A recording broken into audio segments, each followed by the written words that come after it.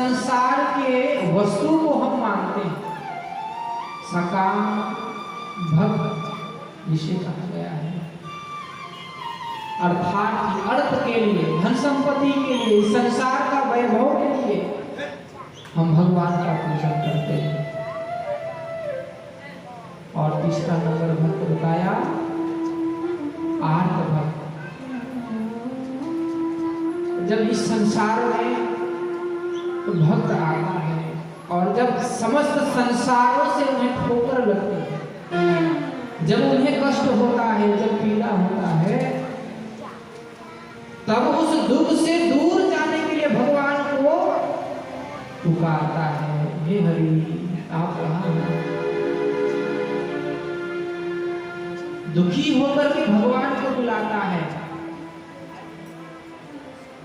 और जीवन में जब तक सुखी रहता है तब तक भगवान को याद नहीं करता, भगवान का पूजा पाठ नहीं करता। और जैसे ही जीवन में दुख आ जाता है भगवान को याद करने लगता है।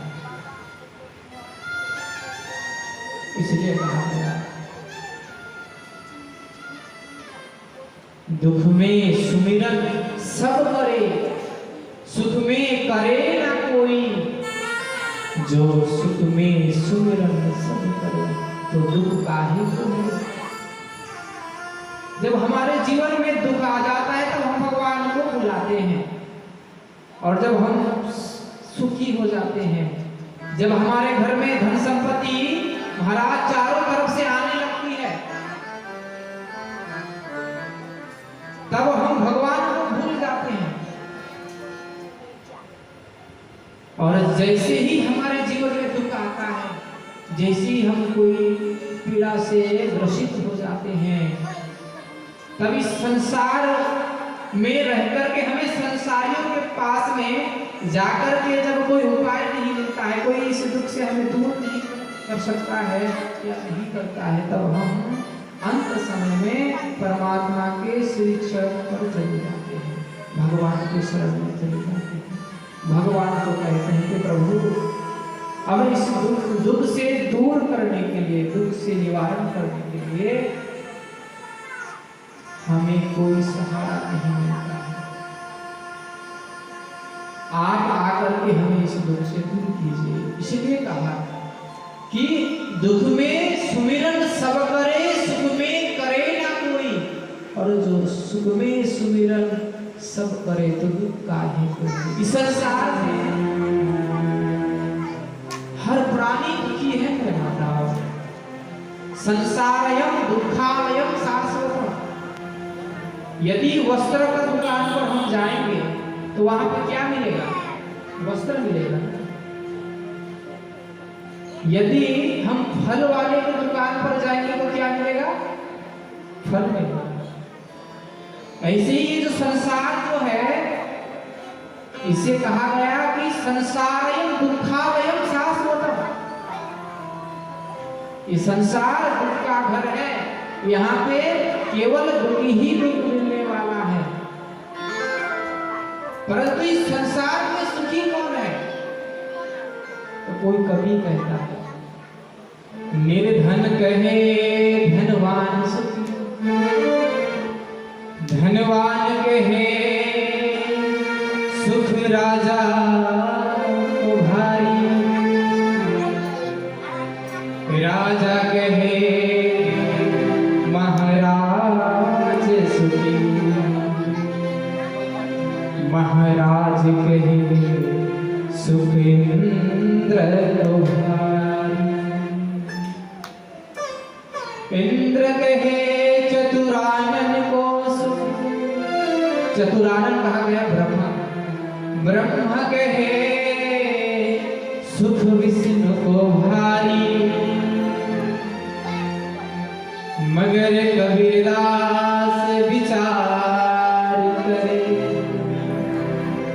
हरि भजन बिना सब जीव दुखार। बोली राधे राधे। और एक बार, और एक बार। आप सबको समझ आ रहा है ना? सबाई हमारा बुझते पारছি তো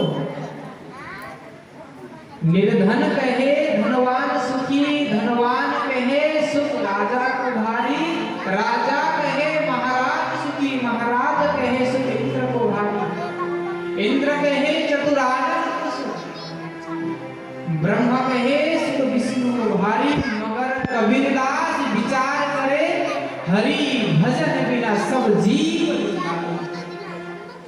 इस संसार में जो भगवान का भजन करता है जो भगवान का कीर्तन करता है वही सुखी है और उसके अलावा इस संसार में जितने भी व्यक्ति रहते सब दुखी है। इसलिए हम सबको क्या करना है भगवान का नाम लेना है। भगवान से हम सबका जन्म जन्म से नाता है। हर समय हम भगवान से यही कहते हैं प्रभु कई जन्म से आपसे हमारा नाता है और इस संसार से हमें पार कराने के लिए बस आपका नाम ही है सहारा है। इसलिए कोई भक्त बहुत ही सुंदर बात बताइए भजन के माध्यम से सुनते हैं। मुझे दास बना कर रख लेना भगवान तो अपने चरणों में मुझे दास बना कर रख लेना सब दास बना कर रख लेना भगवान तो अपने चरणों में भगवान तो अपने चरणों में मुझे दास बना कर रख लेना भगवान तो अपने चरणों में भगवान तो अपने चरणों में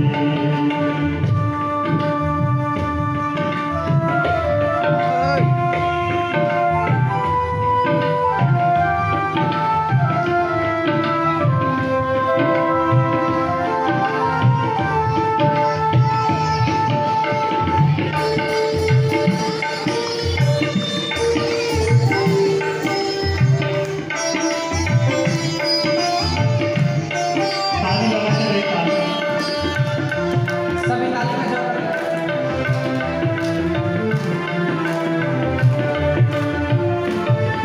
मैं भला बुरा हूँ तेरा हूँ मैं भला बुरा हूँ तेरा हूँ तेरे द्वार में डाला तेरा हूँ तेरे द्वार पे डाला तेरा हूँ तेरे द्वार पे डाला तेरा हूँ मुझे आज बना कर रख लेना भगवान तू अपने चरणों सबाई मुझे आज बना कर रख लेना भगवान तू अपने चरणों में जय हो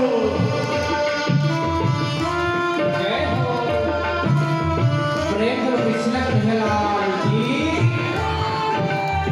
ये हरिनाम का भक्त बहुत अच्छे हैं माता जी इतना शुद्ध विचार है ना बहुत अच्छे हैं कल इतना विचार मुझे खुश लगा बहुत आपको यह मौका आपको हरिनाम की बहुत धन्यवाद भी खुश हो गया मैं तो भक्तजन देखकर ये सारी विविध तारीफ करता रहता हूँ।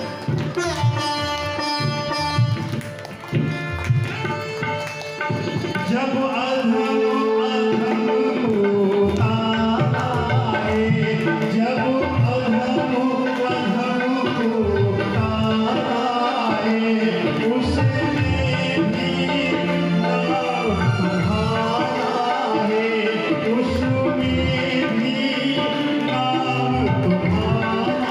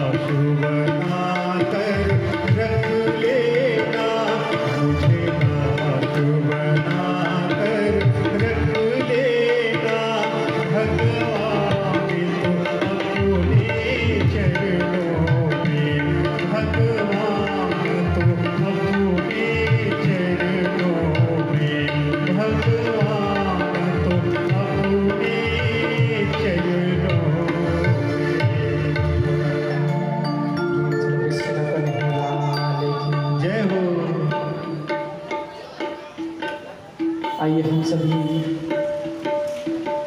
बहुत ही सुंदर महात्मा का प्रथम श्लोक, जिसमें बड़ा सुंदर वर्णन होता है, सभी हाथ जोड़ेंगे और उसके पश्चात इस कथा को सुनेंगे। सच्चिदानंद रूपाय विश्वोत्पत्त्यादि हेतवे तापत्राय विनाशाय श्रीकृष्णाय वयं नमः।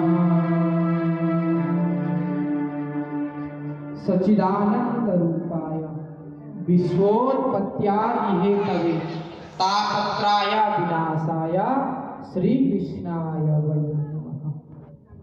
इस महात्म्य का प्रथम श्लोक में बहुत सुंदर वर्णन देखिए। भगवान का अनेक स्वरूप हुए, क्या हुए हैं? स्वरूप। परंतु भगवान का वास्तविक रूप क्या है, इस श्लोक में हमें बताया जा रहा है। जैसे भगवान, जिसे हम जानते हैं भगवान कृष्ण, ये भगवान का वास्तविक रूप नहीं है, ये स्वरूप है। भगवान का राम जो रूप में हम जो भगवान इस संसार में आते हैं, भगवान अवतार लेते हैं, भगवान का स्वरूप है। ऐसे भगवान अनेक अवतार लेकर के इसी धराधाम पर लीला करने के लिए आते हैं, और जितने बार भी आते हैं अपने स्वरूप में आते हैं। परंतु ये भागवत बता रही है कि भगवान का स्वरूप क्या है। तो कहा सच्चिदानंद रूपाय।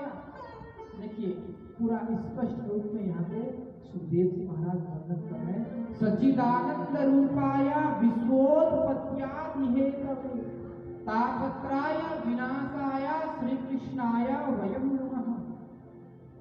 भगवान सच्चिदानंद रूप है। कौन से रूप है माता? सच्चिदानंद। भगवान सत्य रूप में रहते हैं, भगवान चित्त रूप में रहते हैं, और तीसरी बात है भगवान आनंद रूप में रहते हैं। देखिए सत्य किसे कहा गया है? सत्य कहा गया है इस संसार से जो पहले विद्यमान संसार में था। ये सृष्टि जब प्रलय कालीन समुद्र में सम्मिलित हो जाती है, डूब जाती है, तब भी भगवान सत्य रूप में विद्यमान रहते हैं। भगवान इस संसार को सृजन करते हैं, तब भी भगवान सत्य रूप में रहते हैं।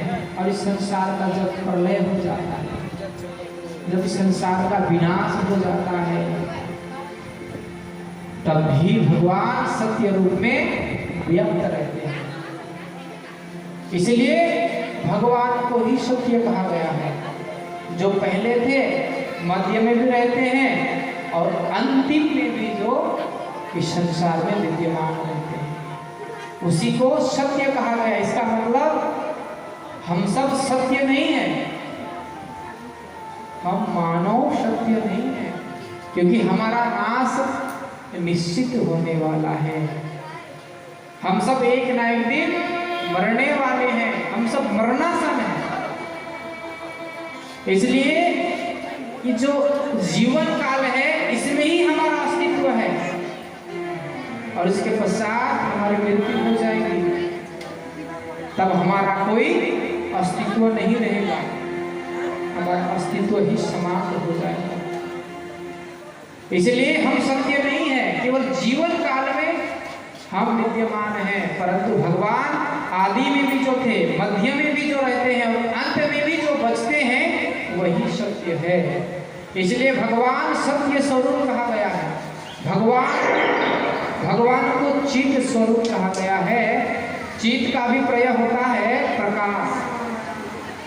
जैसे हमें पढ़ाई करने के लिए ट्यूबलाइट, बल्ब आदि की आवश्यकता पड़ती है, परंतु कोटि सूर्य समाप्रभा, जो करोड़ों सूर्य को प्रकाश प्रदान करते हैं, जिनके शरीर के प्रकाश से ऐसे हजारों करोड़ों ब्रह्मांड प्रकाशित हो रहा है, ऐसे परमात्मा चित्त स्वरूप में विद्यमान रहते हैं। और अंतिम बात कहा आनंद, भगवान आनंद स्वरूप है। इसलिए ये जिंदगी को अगर जीना है तो महाराज हंसते हुए जिए।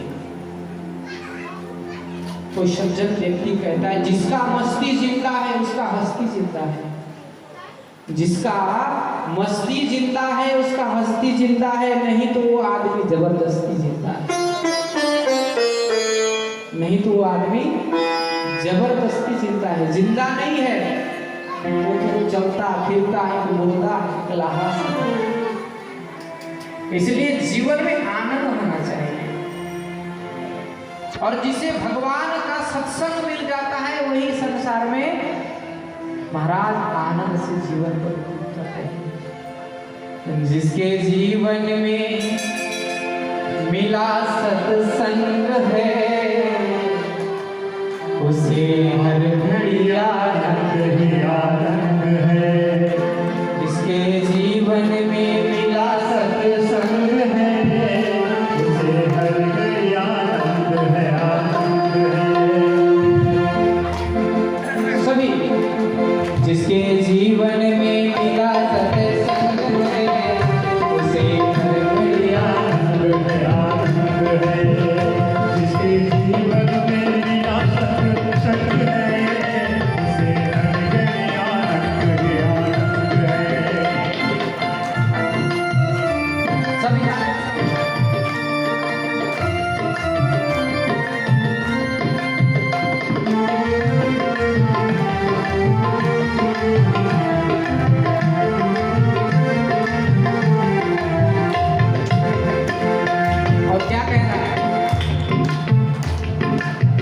तुलसी मीरा कबीरा ने गाया, तुलसी मीरा कबीरा ने गाया, तुलसी मीरा कबीरा ने गाया, तुलसी मीरा कबीरा ने गाया। सूरदास ने भी दर्शन पाया, सूरदास ने दर्शन पाया, सूरदास ने भी दर्शन पाया, सूरदास ने दर्शन पाया।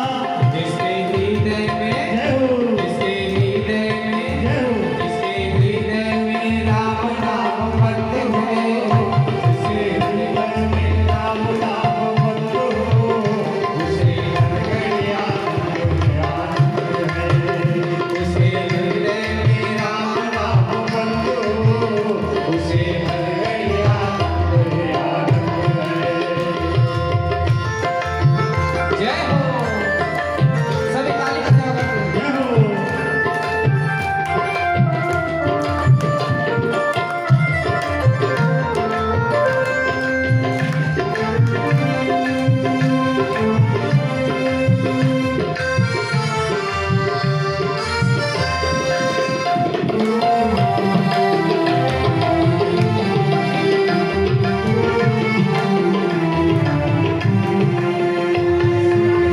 संत ऋषियों की वाणी को मानो, संत ऋषियों की वाणी को मानो, संत ऋषियों की वाणी को मानो, संत ऋषियों की वाणी को मानो।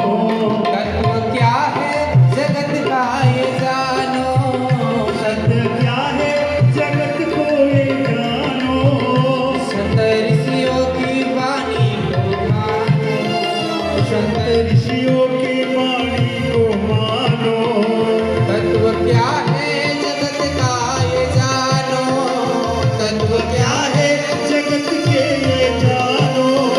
उसका 84 उसका 84 उसका 84 कट जाए पंथ है, उसे हर घड़ी आनंद है, आनंद है। जिसके 84 कट जाए पंथ हो, उसे हर घड़ी आनंद ही आनंद हो।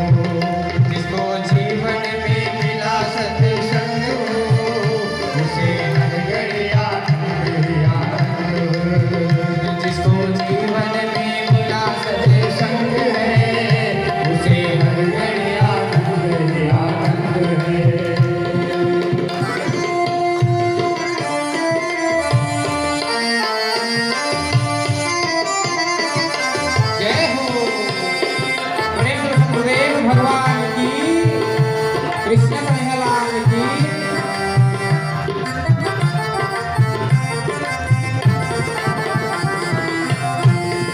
जय हो। और क्या कहना है, बड़ा ही सुंदर भाव यहाँ पे कह रहा है, स्वर्ग जाने की इच्छा नहीं है, स्वर्ग जाने का इच्छा नहीं है, मोक्ष पाने का इच्छा नहीं है, मुक्ति पाने का इच्छा नहीं है, स्वर्ग जाने का इच्छा नहीं है, स्वर्ग जाने का इच्छा नहीं है, मोक्ष पाने का इच्छा नहीं है, मुक्ति पाने का इच्छा नहीं है। स्वयं पंकज, जय हो। स्वयं पंकज, जय हो। स्वयं पंकज परमानंद है, उसे हर घड़ी आनंद है, आनंद है, जिसको जीवन में मिला सत्संग है, उसे हर घड़ी आनंद है, आनंद है, जिसको जीवन में मिला सत्संग है, उसे हर घड़ी आनंद है, आनंद है, जिसको जीवन में मिला सत्संग है, उसे हर घड़ी आनंद है, आनंद है, जिसके जीवन में मिला सत्संग है, उसे हर घड़ी आनंद है, आनंद है, जिसके जीवन में सत्संग है, उसे हर घड़ी आनंद है, आनंद है, उसे हर घड़ी आनंद है, आनंद है, उसे हर घड़ी आनंद है, आनंद है। जिसको जीवन में मिला सत्संग है, उसे हर घड़ी आनंद ही आनंद है। तुलसी मीरा कबीरा ने गाया, तुलसी मीरा कबीरा ने गाया, सूरदास ने भी दर्शन पाया, सूरदास ने भी दर्शन पाया, जिसका हृदय में राम नाम बंद है, उसे हर घड़ी आनंद ही आनंद है। देखिए, जिसको जीवन में मिला सत्संग है, उसे हर घड़ी आनंद ही आनंद है। तुलसी मीरा कबीरा ने गाया, सूरदास ने भी दर्शन पाया, जिसके हृदय में राम नाम बंद है, उसे हर घड़ी आनंद ही आनंद है। यदि जीवन में हमें आनंद चाहिए तो क्या करना पड़ेगा?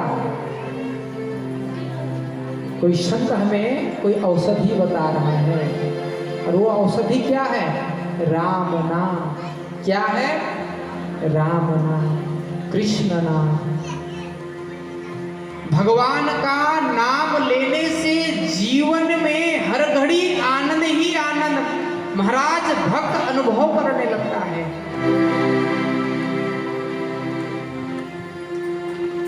भगवान का भक्त जैसे ही गुणगान गाता है, जैसे ही कीर्तन करने लगता है, उसका शरीर के रोम खड़े हो जाते हैं, कंठ अवरुद्ध हो जाते हैं। कोई संत कहता है कि भक्त जैसे ही भगवान का नाम लेता है महाराज, ऐसे डूब जाता है। मम गुण गावत पुलक शरीरा, गद गद गिरत नयन जल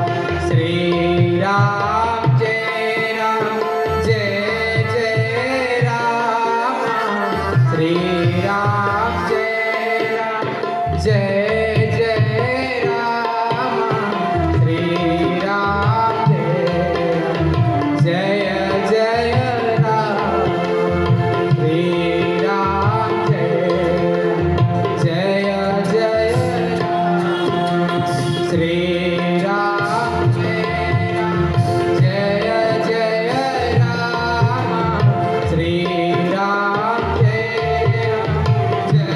जय राम, श्री राम जय जय राम। मम गुणे गावत पुलक शरीरा, गद गद गिरत नयन जल नीरा। भक्त कैसा होता है? भक्त जैसे भगवान का नाम लेने लगता है, भक्त के नेत्रों से अश्रुपात होने लगता है। ममा गुण गावत पुलक शरीरा, ये भगवान कह रहे हैं मेरे भक्तों का लक्षण क्या है, मेरे भक्त कैसे होते हैं। मम गुण गावत पुलक शरीरा, जैसे ही मेरा गुणगान करने लगता है भक्तों का शरीर पुलकित हो जाता है, रोमावली खड़े हो जाते हैं और नेत्रों से अश्रु की धारा बहने लगती है। गद गद गीरत नयन जल नीरा। भागवत में भी बहुत सुंदर वर्णन आता है कि भक्त जैसे ही भगवान का कीर्तन करता है तो इतना डूब जाता है, कभी उच्च स्वर से गाने लगता है, कभी जोर जोर से भगवान का कीर्तन करने लगता है और कभी जोर जोर से रोने लगता है, कभी कभी जोर जोर से हंसने लगता है। महाराज, भगवान को प्राप्त करने के लिए जो भक्त पागल बन गया है, ऐसे पागलों को ही भगवान प्राप्त होते हैं। बोलिए राधे राधे। भगवान को प्राप्त करने के लिए हमें पागल बनना पड़ेगा। क्या बनना पड़ेगा? पागल बनना पड़ेगा। अच्छा बताइए, पागल का अभिप्राय क्या है? जो भगवान को पाकर के भगवान में गल गया है उसे पागल कहा जाता है। पागल किसे कहा जाता है? जो भगवान को पाकर के भगवान में गल गया है, अर्थात भगवान का भजन करते करते इतना डूब जाता है कि ये शरीर मैं हूं ये भूल जाता है, अपने आप को भगवान समझने लगता है। इसलिए भगवान कैसे भक्तों को प्राप्त होते हैं? जो भगवान को प्राप्त करके उसमें गल गए हैं। इसलिए भगवान को प्राप्त करना है तो महाराज भगवान में गल जाइए। हम सब चर्चा कर रहे थे कि सच्चिदानंद रूपाया विश्वोत्पत्त्यादि हेतवे तापत्राया विनाशाया, अर्थात भगवान सतरूप में है, चित रूप में है, आनंद रूप में है और भगवान का 3 काम है। विश्व का उत्पत्ति करने वाला है भगवान। भगवान इस विश्व का उत्पत्ति करता है, भगवान इस विश्व का पालन करता है और भगवान इस संसार का संहार भी स्वयं करता है। विश्वोत्पत्त्यादि हेतवे तापत्राया विनाशाया। देखिए भगवान का 3 रूप बताया गया, सच्चित और आनंद। उसके पश्चात भगवान का काम बताया गया। हम यदि अपना परिचय किसी को देते हैं तो पहले क्या देते हैं? अपना नाम बताते हैं कि मेरा नाम रामू है, मेरा नाम कृष्णदास है, मेरा नाम माधव दास है। और नाम के पश्चात क्या बताते हैं? नाम के पश्चात अपना कामों को बताते हैं कि नहीं? मैं ये काम करता हूँ, मैं यहाँ पे नौकरी करता हूँ, मैं कोई मंदिर में पुरोहित का काम करता हूँ, मैं भगवान का कथा का गायन करता हूँ। हम काम बताते हैं ना, तो यहाँ पे काम बताया गया है। विश्वोत्पत्त्यादि है तो भगवान क्या करते हैं? तो विश्व की उत्पत्ति करते हैं, पालन करते हैं और संहार करते हैं। और क्या करते हैं? तो तापत्राया विनाशाया, 3 प्रकार का तापों को भगवान उन्मूल करते हैं, हमारे हृदय से नाश करते हैं। कौन कौन से ताप? दैहिक देह, भौतिक तापा, दैहिक देह, भौतिक तापा, राम राज काहू नहीं व्यापा, राम राज काहू नहीं व्यापा। दैहिक दैविक भौतिक तापा, राम राज्य काहू नहीं व्यापा। अर्थात भगवान का कीर्तन करने से दैहिक ताप से हम उन्मूल हो जाते हैं, हम तर जाते हैं। दैहिक ताप का अभिप्राय क्या है? यदि हमारे शरीर में कोई रोग है, हम कोई रोग से पीड़ित हैं, तो यहाँ पे सुखदेव जी वर्णन कर रहे हैं कि यदि हमारा शरीर में कोई रोग है तो ऐसे रोग से भी हमें निवृत्ति मिल जाती है, हमें छुटकारा मिल जाता है। क्या करने से? भगवान का कीर्तन करने से। दैहिक ताप से हम छूट जाते हैं। दैविक ताप अर्थात जन्म से हमारे जीवन में 3 प्रकार का ऋण लगा हुआ है। कितने प्रकार का? 3 प्रकार का। पहला ऋण है मातृ पितृ ऋण, दूसरा ऋण है ऋषि ऋण, गुरु का ऋण होता है ना, और चौथा ऋण है देवताओं का ऋण, देव ऋण। देखिए ये शरीर जिनके द्वारा हमें प्राप्त हुआ है, इसलिए हमें अपना माता पिताओं का क्या करना चाहिए? सेवा करना चाहिए, तभी माता पिता का ऋण से हम ऋण हो सकते हैं। और आज हम सब कोई कीर्तन गा रहा है, कोई भागवत का कथा सुना रहा है, कोई बड़े बड़े स्कूलों में टीचर का काम कर रहा है, शिक्षा प्रदान करा रहा है, तो किनके द्वारा? गुरु के द्वारा सीखने के पश्चात इस प्रकार हम सब योग्य बन जाते हैं। इसलिए हमारे जीवन में गुरु का ऋण है। इसलिए गुरु का ऋण से हम उऋण कब होंगे? जब हम गुरु का सेवा करेंगे। और तीसरा ऋण है, देखिए हमें संसार में महाराज ये ट्यूबलाइट, लाइट, बत्ती आदि की आवश्यकता पड़ती है कि नहीं? यहाँ पे कितने सारे यहाँ पे पंखा लगे हुए हैं, यहाँ पे लाइट लगा हुआ है। तो जैसे इन सब का हमें आवश्यकता पड़ता है, ऐसे ही देखिए महीने में 1-2 हज़ार रुपया हमें महाराज इन उपकरणों का किराया देना पड़ता है ना, इलेक्ट्रिक बिल देनी पड़ती है। परंतु जो हमें स्वयं प्रातःकालीन निकल करके भगवान सूर्य हमें महाराज प्रकाश वितरण कर रहा है, चंद्रमा रात्रि के समय में निकल करके शीतलता वितरण करती है, वृक्ष आदि हमें ऑक्सीजन प्रदान करती है। इन देवताओं का ऋण से हम कब ऋण होंगे?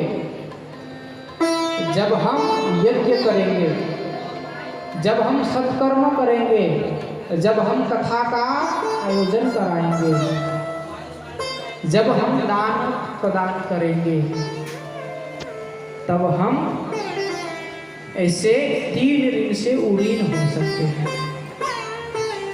इसलिए हम चर्चा कर रहे थे कि संसार में हम सभी मातृ ऋण से, ऋषि ऋण से और देव ऋण से ग्रसित हैं। इसलिए तीनों का सेवा हमें करना चाहिए। और आगे चर्चा आता है, बहुत सुंदर एक क्षेत्र है, बहुत सुंदर एक पुण्य भूमि है जहाँ पे ये भागवत का चर्चा हो रहा है, और उस क्षेत्र का नाम है नैमिषारण्य क्षेत्र। नैमिषे शुतमासी माभिवद्या महामति कथामृता रसास्वादा कुशलो सौनको ब्रह्म। नैमिषे सुतमासीना, यत्वा सर्वतमामिति। अर्थात नैमिषारण्य क्षेत्र में 88,000 ऋषिगण विराजमान है। कितने ऋषि विराजमान है? 88,000 ऋषि। और उन ऋषियों का क्या काम है? उन ऋषियों का काम है कथा सुनना और कथा सुनाना। हमारे सनातन धर्म में 4 वेद 18 पुराण बताए गए हैं। इन पुराणों का ही चर्चा केवल करना हम सबका धर्म है। क्या करते हैं? कभी देवी भागवत को लेकर के चर्चा करने लगते हैं, कभी शिव पुराण को लेकर के चर्चा करने लगते हैं। ऐसे ही बड़े बड़े ऋषियों के मध्य में 20 वर्ष के एक सूत जी का आगमन होता है। एक छोटा सा बालक जो कम आयु वाला, एक छोटा सा बालक, जैसी उनका आगमन होता है सब बड़े बड़े ऋषि खड़े हो जाते हैं और सभी ऋषियों को देखकर के ये बालक कह रहा है, हे प्रभु, हे महाराज, मुझे समझ में नहीं आया, आप सब मुझसे ज्ञान में भी श्रेष्ठ हैं, आयु में भी श्रेष्ठ हैं, परंतु मैं आप सबसे सब में छोटा हूं, परंतु आप सबने मुझे देख करके अपने आसन से आप सब खड़े हो गए, मुझे प्रणाम कर रहे हैं, मुझे कुछ समझ नहीं आ रहा है। प्रभु आप कृपा करके बताइए, आप सब इतना श्रद्धा क्यों कर रहे हैं? मैं तो आप सबसे ज्ञान में भी छोटा हूँ, आयु में भी छोटा हूँ। देखिए सनातन धर्म का सिद्धांत क्या कहता है। ऋषियों ने बड़ा सुंदर उत्तर दिया है। धन वृद्धा बल वृद्धा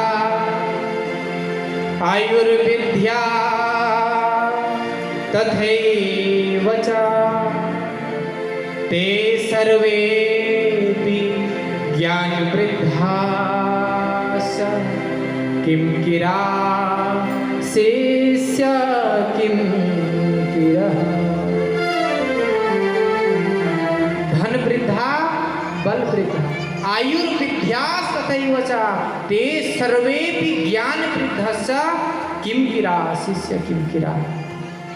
कोई धन से बड़ा होता है, कोई आयु से बड़ा होता है, कोई बल से बड़ा होता है, परंतु यहाँ पे ऋषि मुनि कह रहे हैं ते सर्वे भी ज्ञान वृद्धस्य किम किरा शिष्य किम किरा। परंतु जो ज्ञान से बड़ा होता है वही सर्वश्रेष्ठ होता है। बोली राधे राधे। और एक बार बोली, और एक बार बोली। क्या कहा? जो ज्ञान से बड़ा होता है वही श्रेष्ठ होता है। इसलिए संतों ने छोटे से बालक को आते देख करके सभी अपने अपने आसनों से खड़े हो जाते हैं और आसन में खड़े होकर के प्रणाम करते हैं और बहुत सुंदर यहाँ पे जिज्ञासा करते हैं।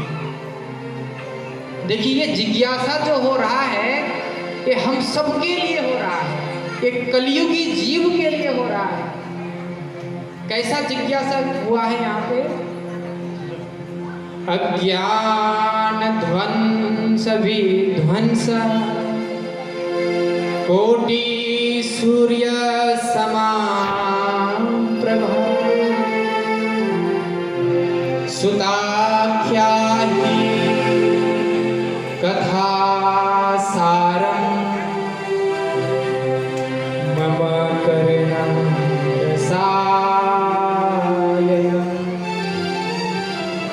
अज्ञान ध्वंस विध्वंस कोटि सूर्य समाप्रभा सुता क्या ही कथा सारम मम करुणा रसायनम।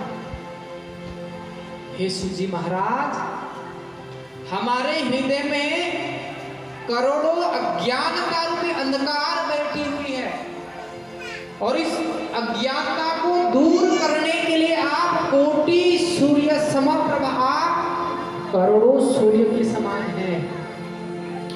इसलिए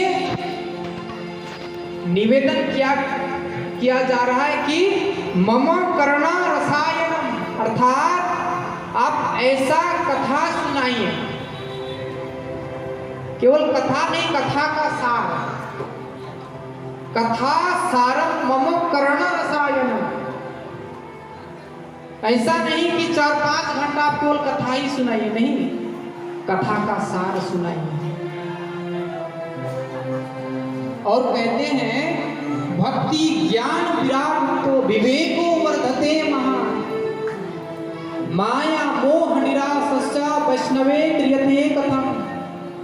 जिन कथा को श्रवण करके हमारे हृदय में भक्ति नृत्य करने लगे, भक्ति ज्ञान की अभिवृद्धि हो जाए, स्वतः ही वैराग्य को हम सब प्राप्त कर ले, ऐसे आप दिव्य कथा को सुनाइए।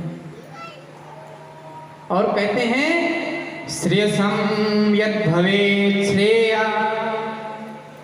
पावनानां च पावनम्, कृष्ण प्राप्ति करम शाश्वत साधनम तत्वदानुना। श्रेयसं यद् भवेत् श्रेया पावनानां च पावनम, कृष्ण प्राप्ति करम शाश्वत साधनम तत्वदानुना। आप पावन करने वालों में भी पावन कथा सुनाइए। कैसे कथा? जो पावनों को भी पावन करने वाला हो, ऐसी कथा सुनाइए। क्योंकि चिंतामणि लोक सुखम सुरद्रुह स्वर्ग संपदम प्रयच्छति गुरु प्रीतो वैकुंठ फलदायकम। ये जो चिंतामणि होती है, चिंतामणि कहा गया है जिसके समक्ष में भक्त यदि किसी भी प्रकार का चिंतन करता है तो चिंतामणि तत्क्षण उन्हें वैसे ही फल को प्रदान कर देता है, वैसे ही फल उन्हें प्राप्त हो जाता है। चिंतामणि लोक सुखम, चिंतामणि लोक सुख को प्रदान करने वाली है।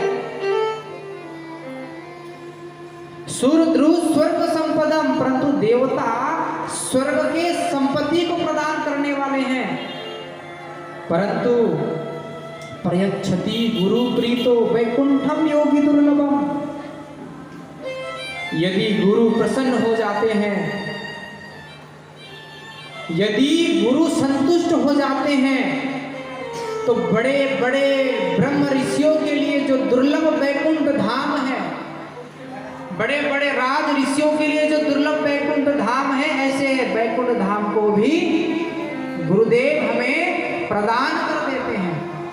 इसलिए हे गुरुदेव, हम आपके चरणों में प्रणाम करते हैं और समस्त ऋषिगण अपने अपने गुरुदेव को प्रणाम किया है, सूजी को प्रणाम करते हैं। तुम्हारे प्यार ने गुरुवर हमको तुमसे जोड़ा है,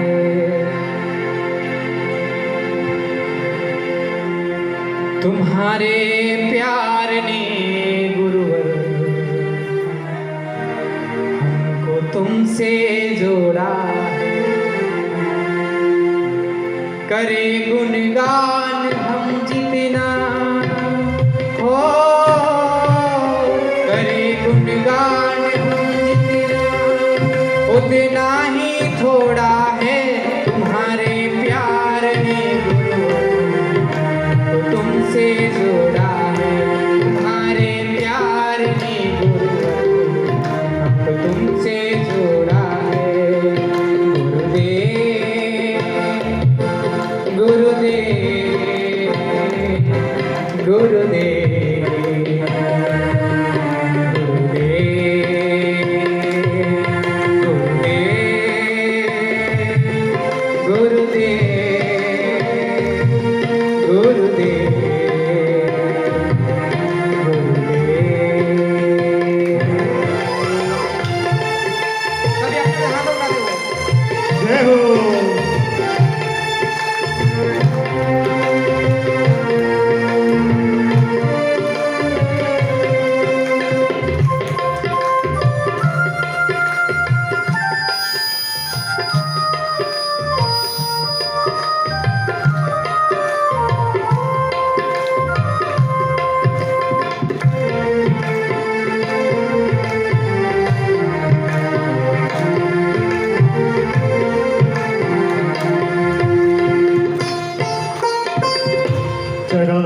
विश्व के मालिक तुम ही सबके सहारे हो।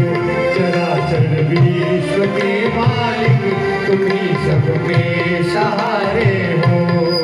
लेकर शरण में अपनी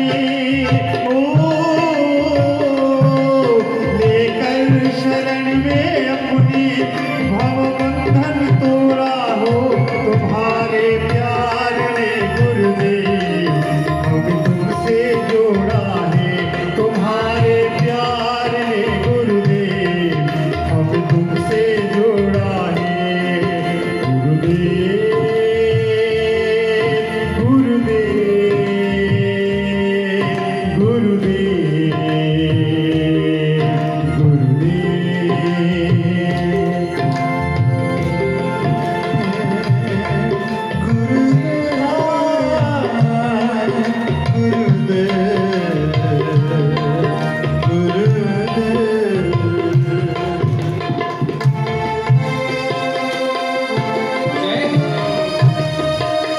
प्रेम का सदगुरुदेव भगवान की जय हो। कृष्ण कन्हैया लाल की जय हो।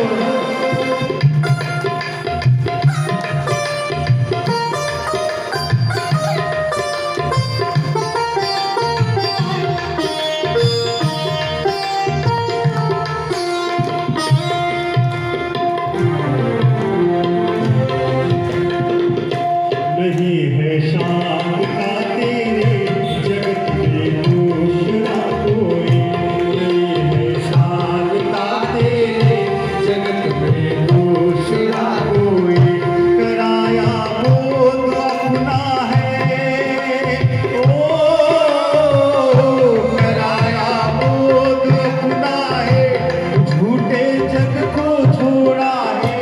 तुम्हारे प्यार ने गुरुदेव हमें तुमसे जोड़ा है। तुम्हारे प्यार ने गुरुदेव हमें तुमसे जोड़ा है।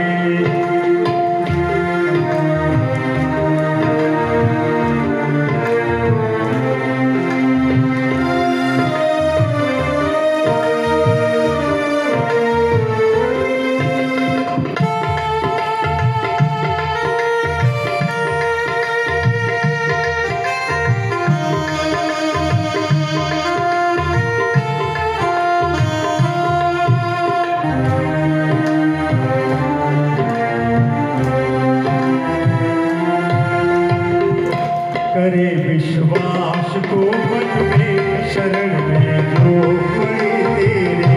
करे विश्वास को मन में शरण में जो पड़े तेरे। दिखाया रूप अपना है ओ। दिखाया रूप अपना है। चंचल चित्त को मोड़ा है।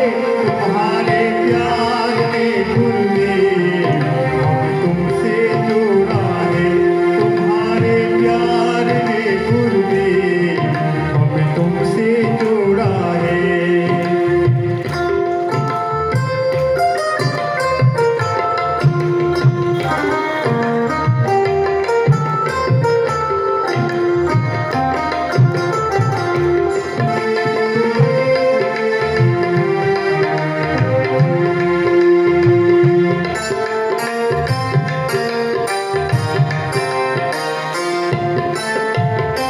नहीं वाणी में ताकत है करे गुणगान हम कैसे। नहीं वाणी में ताकत है करे गुणगान हम कैसे। शरण में आ पड़े तेरी ओ। शरण में आ पड़े तेरी। झूठे जग को छोड़ा है। तुम्हारे प्यार ने गुरुदेव हमें तुमसे जोड़ा है। तुम्हारे प्यार ने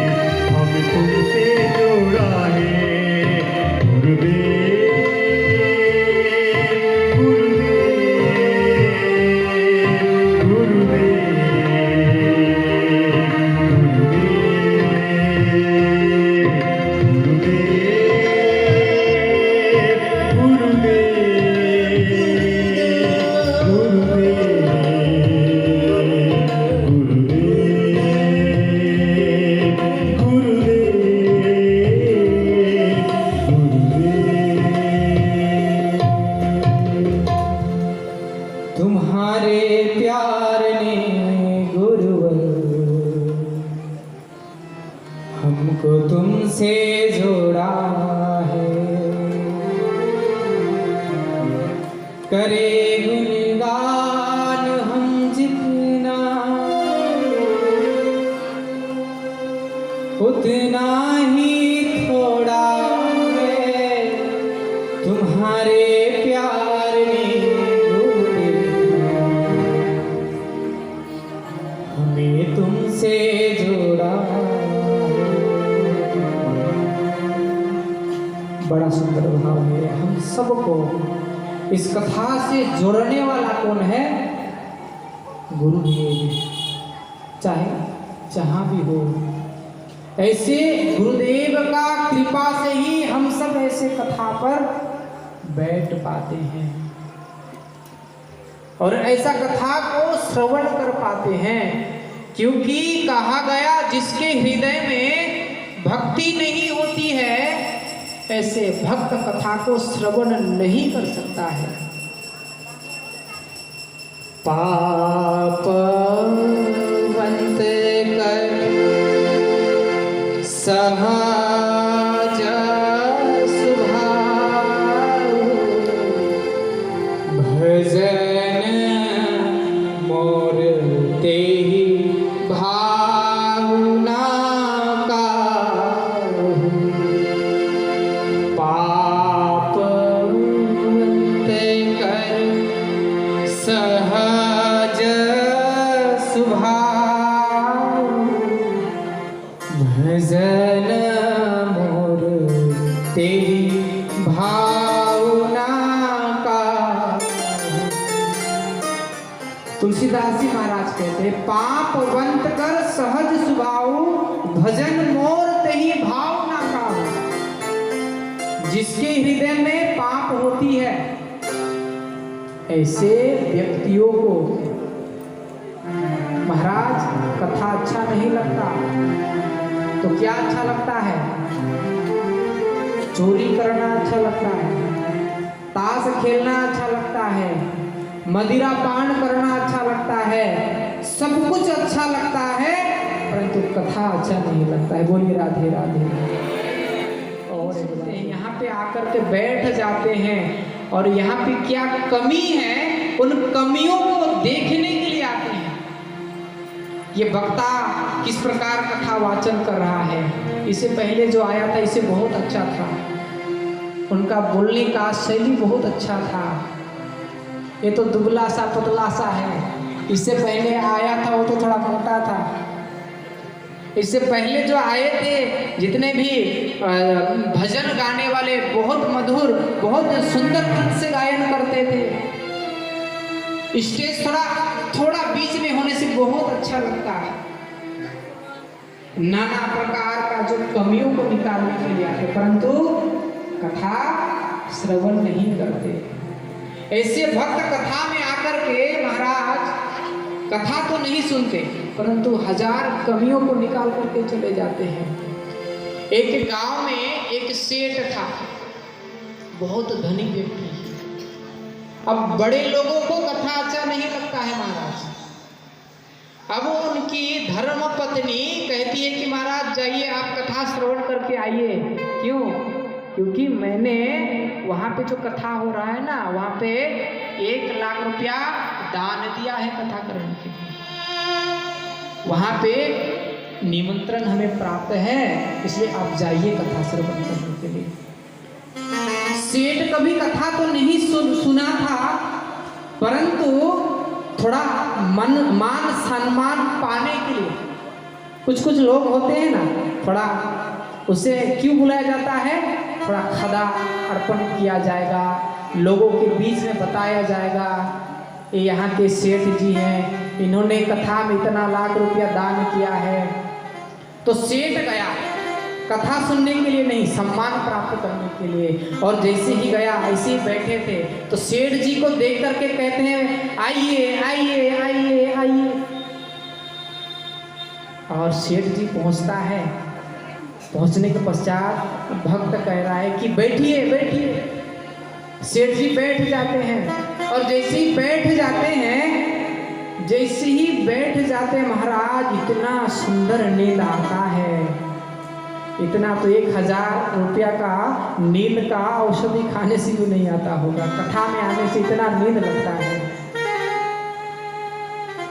ठीक जैसे हमारी माताएं बैठी है ना, जैसे खंबे के पास में, ऐसे ही सेठ जी बैठ गए और बैठने के पश्चात में इतना चकाचक नींद में चले गए। नींद तो नहीं कहेंगे, समाधि में चले गए। इस प्रकार समाधि में चले गए, कथा श्रवण करने वाले जितने भक्त आए थे सब चले गए। अब सेठ जी हैं, इनको कैसे उठाया जाए? अब किसी प्रकार डरते हुए भक्त कहता है, महाराज उठिए जाइए। अचानक से उसका समाधि टूट जाता है। उठिए जाइए, देखता है कोई नहीं है, केवल जो दरी जिसमें बैठा था ना, वही केवल आसन बिछाया हुआ था, उसमें बैठा हुआ था। अब उठ करके चला जाता है।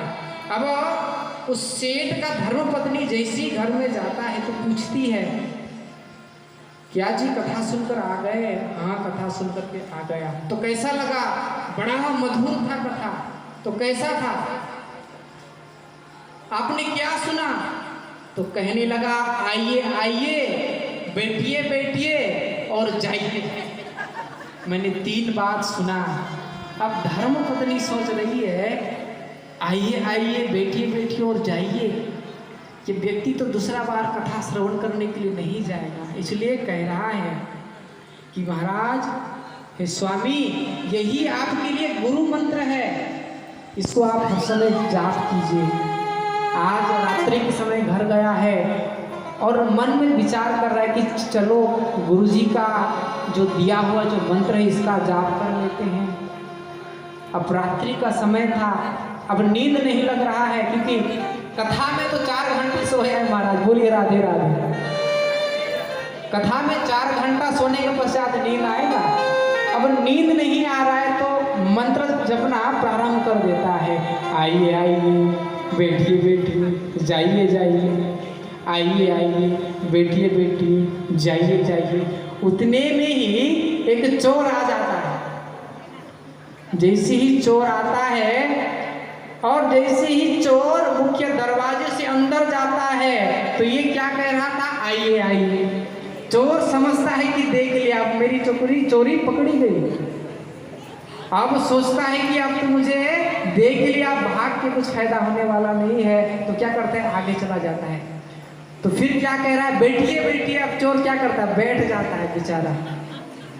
और जैसे ही बैठ जाता है उसके पश्चात मन में विचार करता है, यदि मैं अभी जाकर के क्षमा नहीं मांगूंगा तो मुझे दंड मिलेगा, मुझे बता दिया जाएगा, लोग मुझे मारेंगे, मुझे जेल में बंद कर दिया जाएगा।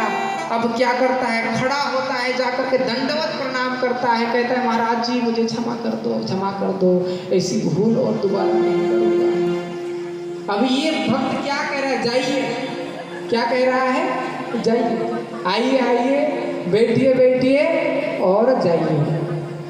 तो महाराज क्या करता है? जब ये चोर सुनता है कि अब मुझे भेज रहा है तो वहां से भागता है और वह सेठ अपना धर्मपत्नी को उठा करके कहता है कि हे देवी, आज मेरा जीवन धन्य हो गया। आज कहती है कि क्या हुआ स्वामी?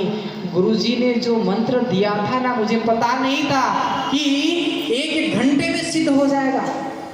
मैं तो सुना था कि कई हजार वर्ष तक संत भगवान का नामों को जपते हैं तब भी भगवान नहीं मिलते, परंतु मेरा तो 1 घंटे में ही भगवान से साक्षात्कार हो गया। बोलिए राधे राधे। और एक बार बोलिए।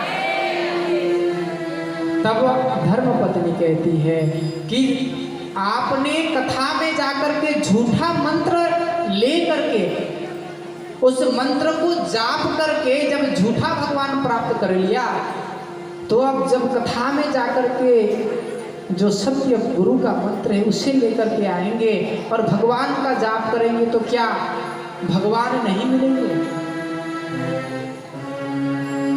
तब जाकर के आज ये जो सेठ है इसके मन में अपना धर्मपत्नी का ये जो बहुत सुंदर जो धर्मपत्नी उनको आज ज्ञान दिया है, उसको जीवन में उतारता है। और कहने का अभिप्राय कि भगवान हमारे हृदय में होते हैं, इसलिए भगवान को ढूंढने के लिए हमें आवश्यकता नहीं है। कोई भक्त बहुत सुंदर बात कहता है, कस्तूरी कुंडल बसे मृग ढूंढे वन माही, ऐसे ही घट राम बसे दुनिया जाने नाही। कस्तूरी कुंडल बसे मृग ढूंढे वन माही, ऐसे ही घट राम बसे दुनिया जाने नाही। कस्तूरी कहा गया है, हरिण के नाभि में कस्तूरी तिलक होती है, जिन तिलक को भगवान लगाते हैं। कस्तूरी तिलकम ललाट पटले वक्षस्थले कौस्तुभम नासाग्रे वरमुक्तिकं करतले वेणु करे कंकणम् सर्वांगे हरिचंदनं सुललितं कंठे च मुक्तावली गोपास्त्री परिवेष्टितो विजयते गोपाले चूड़ामणि। ये कस्तूरी तिलक को भगवान लगाते हैं। ये कस्तूरी कहाँ से निकलती है? तो हरिण के नाभि में होती है। और ये कस्तूरी से इतना सुगंध निकलता है, हरिण उस सुगंध को ढूंढने के लिए जंगल में कभी इधर भागता है, कभी उधर भागता है, कभी इधर भागता है, कभी उधर भागता है, परंतु हरिण को ये ज्ञात ही नहीं है कि यह सुगंध जो निकल रही है मेरे नाभि से निकल रही है। इसलिए कहा कस्तूरी कुंडल बसे मृग ढूंढे वन माही, ऐसे ही घट राम बसे दुनिया जाने नहीं। ऐसे ही प्रत्येक प्राणियों के हृदय में भगवान घट घट में व्याप्त रहते हैं, परंतु हम भगवान को नहीं जानते हैं। ढूंढा तुझे बहुत पर तेरा पता मालूम नहीं, सुख धाम सदा तेरा नाम सदा, कोई तुझसा और महान नहीं। कन कन में बसा घट घट में रमा, पर तेरा कोई मकान नहीं। ढूंढा तुझे बहुत पर तेरा पता मालूम नहीं, सुख धाम सदा तेरा नाम सदा, तुझसा कोई महान नहीं। कन कन में बसा घट घट में रमा, पर तेरा कोई मकान नहीं। मोको कहाँ ढूंढे रे बंदे, मैं तो तेरे पास में, ना मंदिर में ना मस्जिद में, ना एकांत निवास में, ना तीरथ में ना मूरत में, ना एकांत निवास में। कहत कबीर सुनो भाई साधु, सब संतन के पास में। मोको कहाँ ढूंढे रे बंदे, मैं तो तेरे पास में, ना मंदिर में ना मस्जिद में, ना एकांत निवास में, ना तीर्थ में ना मूरत में, ना काबे कैलाश में। कहत कबीर सुनो भाई साधु, सब संतन के पास में। बोली राधे राधे। इसलिए भगवान बाहर नहीं है। भगवान को ढूंढने के लिए कहाँ जाना पड़ता है? हमें अंदर जाना पड़ेगा, क्योंकि भगवान सब जगह है, सब जगह हम जा सकते हैं। हरि ही व्याप सर्वत्र समाना, हरि ही व्याप सर्वत्र समाना, प्रेम से प्रगट हुई मैं जाना, प्रेम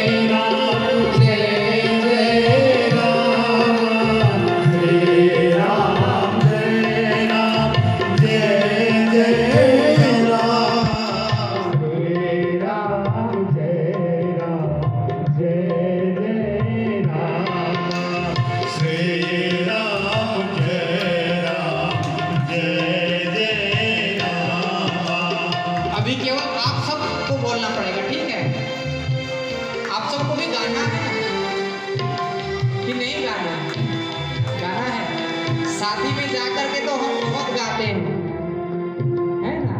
शादी में जाकर के हम ठुमक ठुमक करके नाचते भी हैं, और कथा में हमें नाचना पड़ेगा। कथा में आकर के हमें सुंदर सुंदर भगवान का भजन को गाना पड़ेगा। और सभी ताली का सेवा करते सभी। श्री राम जय राम जय जय राम, श्री राम जय राम जय जय राम, श्री राम जय राम जय जय राम, श्री राम जय राम जय जय राम। अभी आप लोग बोलिएगा, ठीक है, हम लोग नहीं बोलेंगे। रेडी, 1 2 3। श्री राम जय।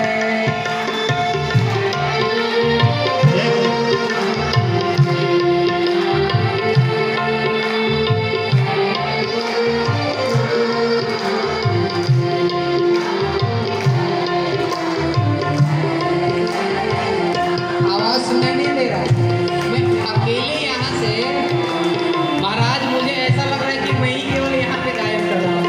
और एक बार बड़े भाव से, आप लोग बहुत बहुत सुंदर गाते हैं। और एक बार, और मैं सबसे निवेदन करूँ, हमारे यहाँ पे जो बैठे हुए हमारे पिताएं जो बैठे हैं ना, यहाँ पे हमारे भाई बैठे हुए हैं, नहीं गायन कर रहे। लज्जा आ रही है क्या? नहीं आ रही है ना सभी? और एक बार, श्री राम जय राम जय जय राम, श्री राम जय राम, श्री राम जय राम जय जय राम, श्री राम जय राम जय जय राम, श्री राम जय राम जय जय। और एक बार, श्री राम जय राम जय जय राम, श्री राम जय राम जय जय राम, श्री राम जय राम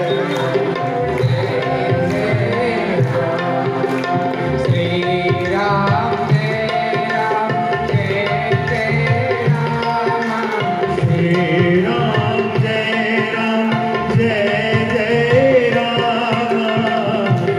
राम जय राम जय जय राम, श्री राम जय राम जय जय राम, श्री राम जय राम जय जय राम, श्री राम जय राम जय जय राम, श्री राम जय जय राम। बोलो बोलो बोलो, श्री राम जय, श्री राम। पीछे के लोग नहीं बोल रहे हैं, है ना?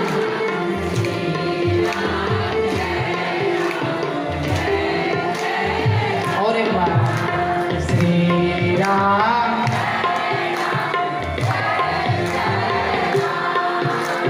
श्री राम,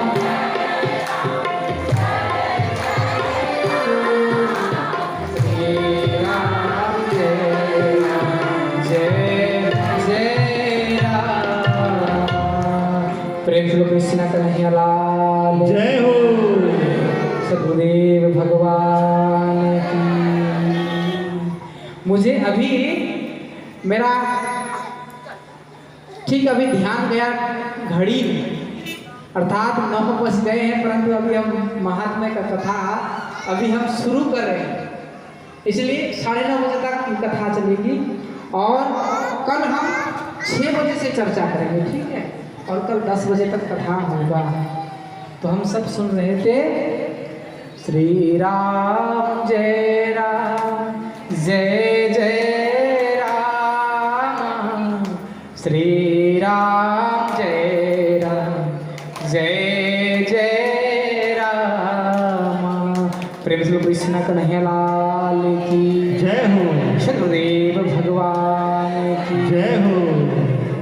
ऐसे ही सौनक आदि ऋषि 88,000 जो ऋषिगण विराजमान है, इन सबको सूजी महाराज बहुत सुंदर कथा सुनाते हैं। कहते हैं कि आप लोगों ने जिस कथा को श्रवण करने के लिए निवेदन किया है, ये कथा तो देवताओं के लिए भी दुर्लभ है। ये कथा को देवता भी श्रवण नहीं कर सकते हैं। और जैसे इस प्रकार सूजी महाराज कहते हैं, उस समय सौनक आदि ऋषि जिज्ञासा करते हैं, आप बताइए महाराज, कैसे ये देव दुर्लभ कथा है, कैसे ये भागवत कथा देवताओं को भी प्राप्त नहीं होता है, आप बताइए। तब कह रहा है, एवं विनिमय जाते सुधा राज्यं परपीयतं परपश्यामो वयं सर्वे श्रीमद्भागवतमृतम्।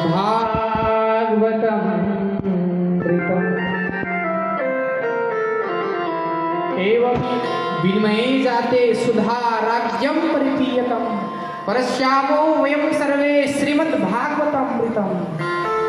एक दिन की बात है, सुखदेव जी महाराज सुख ताल में ये कथा को परीक्षित जी महाराज को कथा श्रवण कराया था। किनको? परीक्षित जी महाराज को। ये परीक्षित जी महाराज कौन है? कौन है? अभिमन्यु का बेटा। अभिमन्यु कौन है? अर्जुन का बेटा। जब सुखदेव जी महाराज परीक्षित जी महाराज को कथा श्रवण करा रहे थे, उसी समय स्वर्ग से देवता आ जाते हैं और हाथ में स्वर्ग का अमृत का कलश लेकर के आ जाते हैं और कहते हैं कि सुखदेव जी, परीक्षित जी को एक ऋषि का श्राप प्राप्त हुआ था, शापित हो गया था। और परीक्षित जी को ऐसा श्राप प्राप्त हुआ था कि 7 दिन में तुम्हारा मृत्यु हो जाएगा।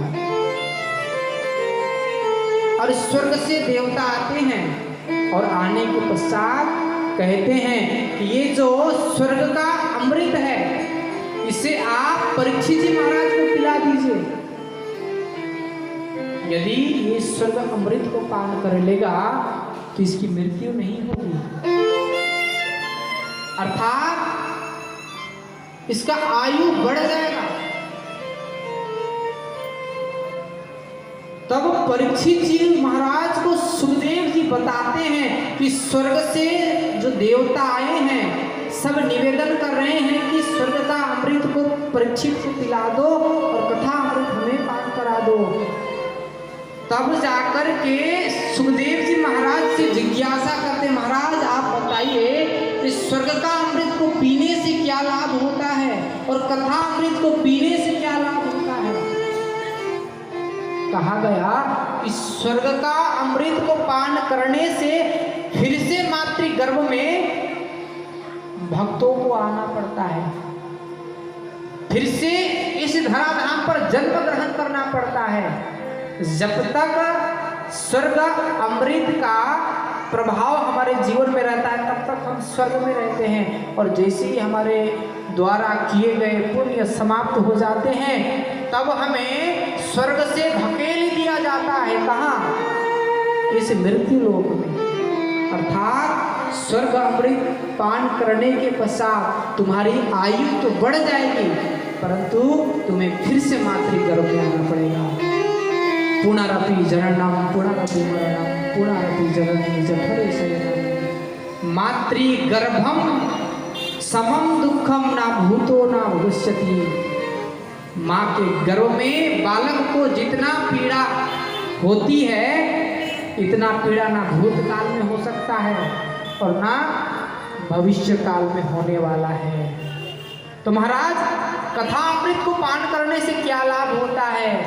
तो तो कह रहा है सुखदेव जी महाराज, परीक्षित जी महाराज, कथा अमृत को पान करने के पश्चात भक्त वैकुंठ लोक को प्राप्त कर जाता है, अर्थात मोक्ष की प्राप्ति हो जाती है। देखिए, मोक्ष का मतलब है जिनका इस संसार में आगमन का जो चक्कर होता है सदा के लिए समाप्त हो जाता है। मोक्ष का मतलब है इस संसार में दोबारा जन्म ग्रहण नहीं करना पड़ता है, भगवान के धाम में चला जाता है, भगवत को प्राप्त कर लेता है। तब परीक्षित जी महाराज कहते हैं, तब मुझे ऐसे स्वर्ग का अमृत मुझे नहीं चाहिए महाराज, आप मुझे कथा रूपी अमृत का पान कराइए। अभक्तास्तांस विज्ञाय न ददौ सकथामृतम् श्रीमद्भागवती वर्ता सुरानामपि दुर्लभा। अभक्त समझकर, अभक्तास्तांस विज्ञाय न ददौ सकथामृतम् श्रीमद्भागवती वर्ता सुरानामपि दुर्लभा। देवताओं को अभक्त समझ करके वहां से फटकार लगाते हुए भगा दिया। सभी देवता जाते हैं ब्रह्मलोक में, ब्रह्मलोक में जाकर के शिकायत करते हैं, किनसे? ब्रह्म से। महाराज, हम गए थे मृत्यु लोक में कथा श्रवण करने के लिए, परंतु हमें कथा नहीं दिया गया, बल्कि हमें अपमानित करके वहां से भेज दिया गया। महाराज, आप बताइए कथा का फल क्या है, ये कथा क्या है? तब ब्रह्मा जी क्या करते, जब देखते हैं कि परीक्षित जी का 7 दिन के पश्चात उद्धार हो जाता है, परीक्षित जी को ले जाने के लिए वैकुंठ से भगवान के पार्षद आ जाते हैं और भगवान के पार्षदों के साथ में परीक्षित जी महाराज दिव्य धाम को प्राप्त हो जाते हैं, दिव्य धाम को चले जाते हैं। और इस दृश्य को देख करके ब्रह्मा जी क्या करते हैं, उसे तौलते हैं, भागवत को एक पल्ला लेकर के आते हैं। पल्ला समझते हैं हमरा बुझी ना, पल्ला जो किराना दुकान में जो है ना, चार दाल के हमरा माफ करू पल्ला नहीं आसे, और उसके पश्चात उसमें दुनिया के समस्त ग्रंथों को रखा और एक तरफ भागवत को रखा, और जैसे ही पल्ला को उठाया है, दुनिया के समस्त ग्रंथ ऊपर चले गए और भागवत ये जो ग्रंथ है ये नीचे को चला गया। तब सुखदेव जी कहते हैं, तेने अंबांगई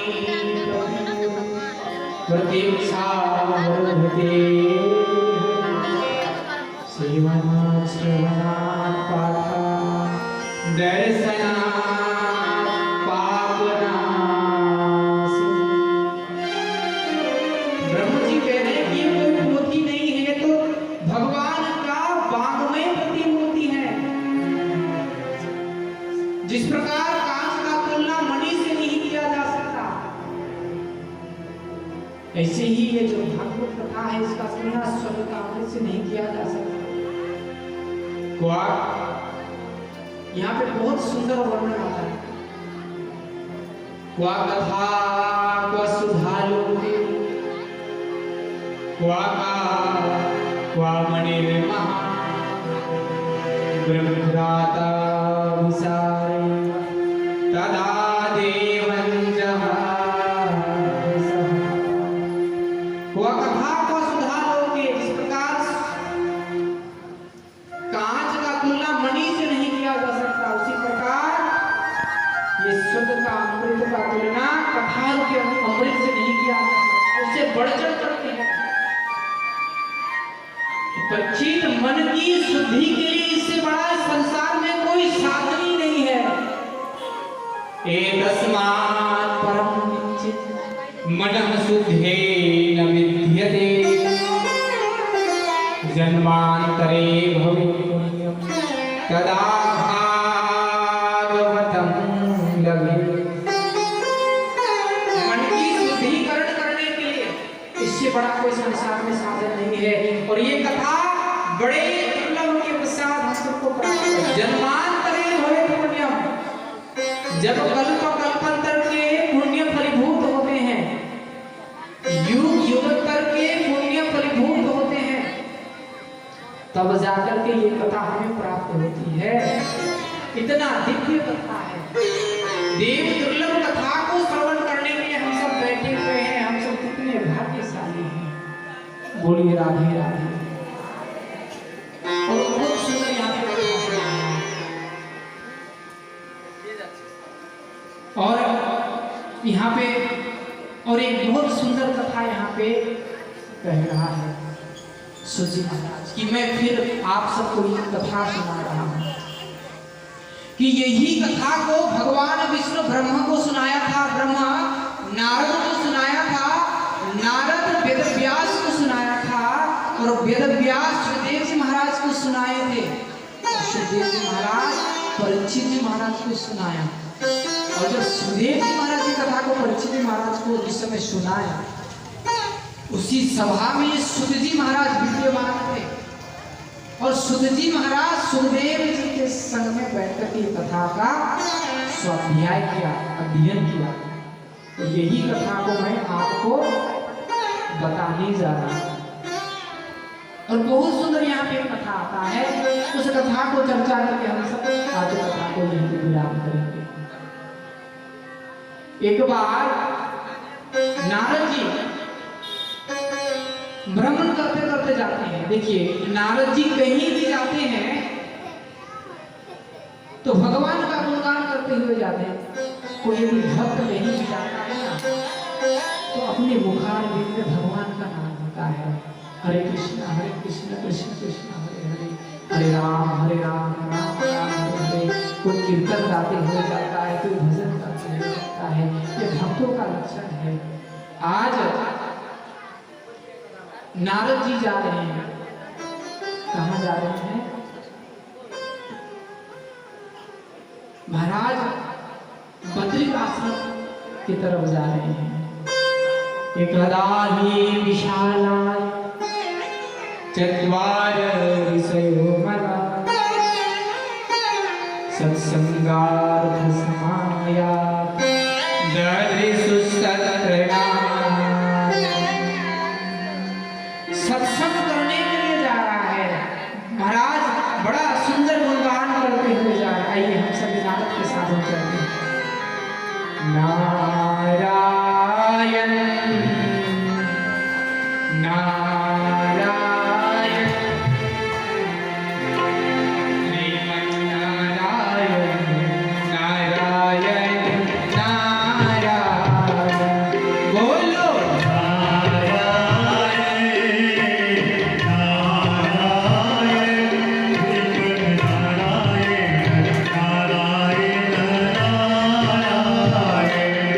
Amen.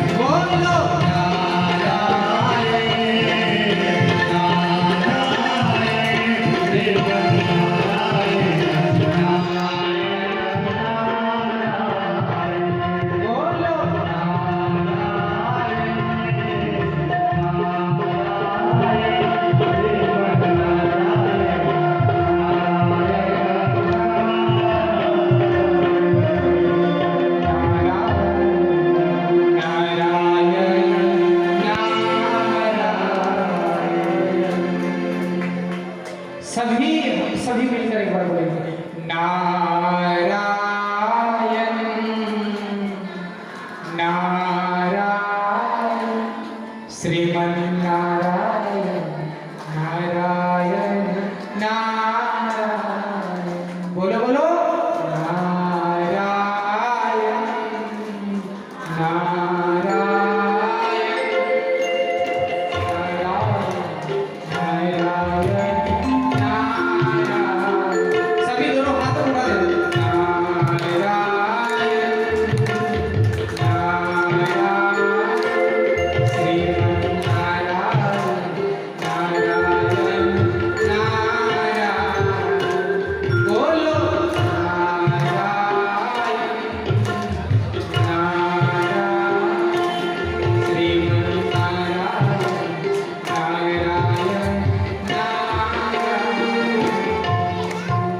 प्रेम सत्यनारायण भगवान। और नारद जी कहाँ जाते हैं? बद्री का आश्रम में जाते हैं। वहां पे क्या देखते हैं? गए तो थे तपस्या करने के लिए, सत्संग करने के लिए, परंतु वहां पे ब्रह्म के 4 संतान उन्हें प्राप्त होते हैं, सनक, सनंदन, सनातन और सनत कुमार। और नारद जी को तीव्र गति से आते हुए देखकर के प्रश्न करते हैं, जिज्ञासा करते हैं, कथम ब्रह्मदीन मुखम कुतश्चिंतातुरो भवा त्वारितं गम्यते कुतस्य गमनं तव कथम ब्रह्मदीन मुखम कुतश्चिंतातुरो भवा त्वारितं गम्यते कुत्र कुतस्य गमनं तव। महाराज आप कहाँ गए थे और कहाँ से आ रहे हैं? अब इतना तीव्र गति से कहाँ जा रहे हैं? आपको देख करके ऐसा लग रहा है कि किसी सेठ जी का, किसी धनी व्यक्ति का सारा धन कोई चोरी करके ले गया हो। ऐसा दीन आपको देख करके, ऐसा दीन दुखी आप प्रतीत हो रहे हैं। ऐसा आपको देख करके लग रहा है कि कोई नया नया शादी किया है और उसका धर्मपत्नी को कोई भगा के ले गया, उसका मन में कितना पीड़ा होगा। उससे अधिक पीड़ा से ग्रसित आप लग रही हैं। आपका दुख का कारण क्या है? कथम ब्रह्मदीन मुखा कुतश्चिंतातुरो भवा त्वरितं गम्यते कुतस्य गमनं तव। तब नारद जी बताते हैं कि मैं कहाँ से आ रहा हूँ। नारद जी कहते हैं इस संसार को, इस ब्रह्मांड को सर्वश्रेष्ठ समझ करके आया। अहम तुम पृथ्वीया गत्वा सर्वोत्तमानिति पुष्करं च प्रयागं च काशीं गोदावरीं तथा हरिक्षेत्रं कुरुक्षेत्रं श्रीरंगं चे